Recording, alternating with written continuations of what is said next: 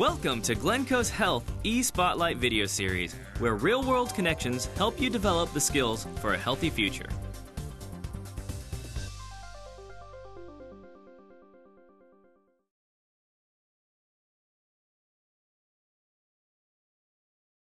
Six, seven, eight. It's 3:30 p.m. at Westside High School in Houston, Texas. But Sharon Roberts' day is only half over. 4, 5, 6, 7, 8. Stop. I usually get here about 7:30 in the morning 1, 2, 3, 4. and leave 9:30, 10 o'clock at night. Not regular teacher hours. Roberts teaches 5 dance classes during the day before supervising the after-school Inertia Dance Company. Students here audition for the highly selective troupe and have backgrounds as diverse and impressive as their dance skills. We have kids from 10 different countries. We have kids that, when we first met them, didn't even speak English.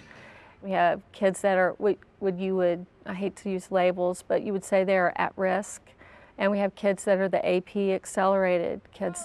And what they learn from each other is society. That's the way the world is. Everybody's different. While they may have their differences, each student must conform to the same rules and eligibility requirements if they want to dance. To participate in extracurricular activities, you must have a 70 or above in all your classes. So these dancers that are here till 7, 8, 9 o'clock at night, they're also having to pass all their classes in order to be here. So it's a real balancing act. They're very dedicated. It's a lot of work. That dedication has won them plenty of honors, 3 titles this year alone at the national level. When we perform, what people see is the dancing, and they see that performance and that glow. And what they don't see are the hours, the commitment, the reliability, the teamwork, the responsibility. And teenagers, it's hard to express yourself. It's hard to say who you are. And so I think this really gives them that opportunity, and they just shine with it.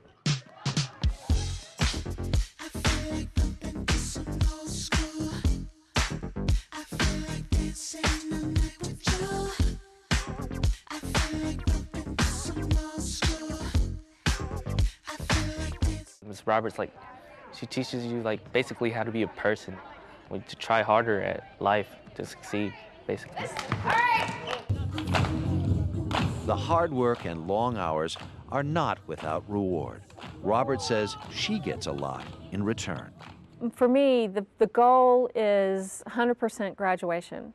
And seeing them go on to college, they leave here knowing that they can do whatever they want to do. Some of them will never dance again when they leave here. This will be the last time they'll ever dance, but they'll always remember being successful, and they'll always know what that feels like. I'm successful because they're successful.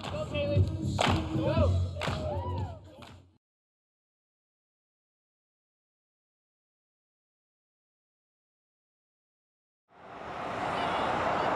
You can see them on just about any Saturday, hawking cookies in front of the local shopping center. Cookies for sale! Except for the little guy in the cookie suit, it's your ordinary bake sale. They were 50 cents a piece.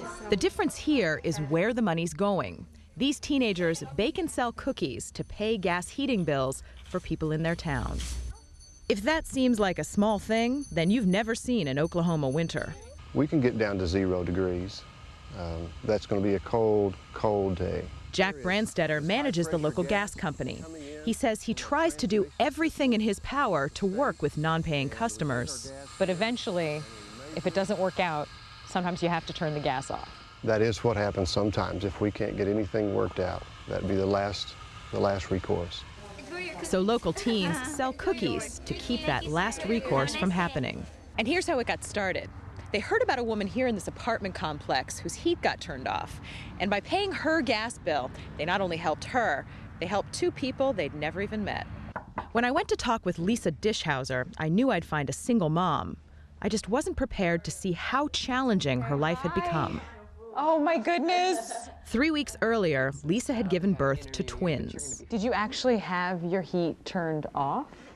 Yes, it was turned off. When you were pregnant? Yeah, while I was pregnant. About ready to pop? Yeah. Yeah, and the kids heard about it, and, well, they told me about it and really got involved and started selling cookies, and they were really proud of themselves. Now you do this to protect your manicures, right? Yeah. Okay, so they use prepackaged frozen dough, but they still make a mean cookie. Do you guys get school credit for doing this? No. None at all. None at all. Do you get paid for doing this? No. We don't have to get paid. They told me, all at once, that helping out was payment enough. The original bake sale goal was to help Lisa, but now they're working to make sure that no one in their community is left out in the cold. So, it's Thanksgiving time.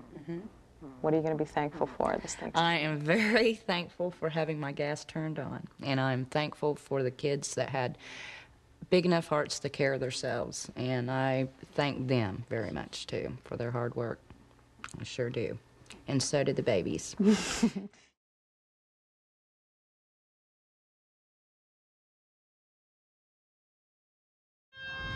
If trouble had a face, you might see it here. Valley Vista High, a continuation school, is a place for kids on the edge of academic failure. Many struggle with violence or drugs. But in one classroom, nothing is stronger than the power of a really compelling book. And for the first time, I thought maybe he had shot Tommy. Accidentally, maybe he blocked it out. Teacher Jason Ross reads books to his classes, enough to hook them on literature. I wanted to murder again, and I was sure of it. But the real story isn't just what students read, it's what they write. Every kid keeps a diary. So far, this has been scarier than death to me because I know I couldn't take care of or afford a child. We don't all use drugs. We don't all go out to parties, and we are not all disrespectful to adults. When I have those kinds of days, I usually cry myself to sleep.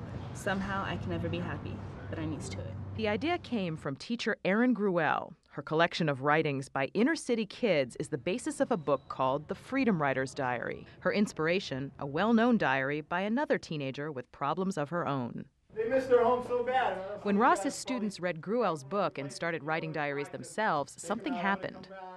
I was really amazed that some of those same kids who didn't come to school before started coming to school, and not only came to school, but started enjoying school, started enjoying literature, started enjoying reading. Guys suck too. They just don't realize all the things girls do for them. Okay, they're not all serious, but the results can be.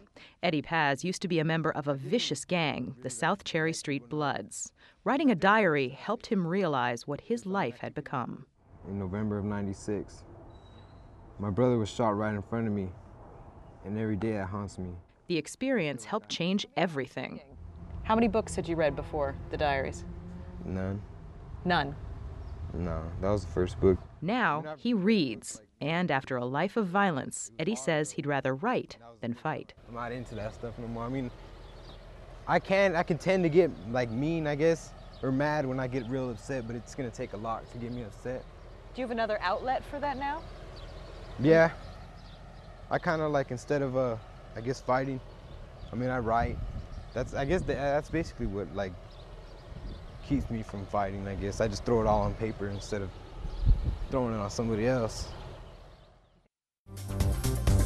You've been watching Glencoe's Healthy Spotlight video series.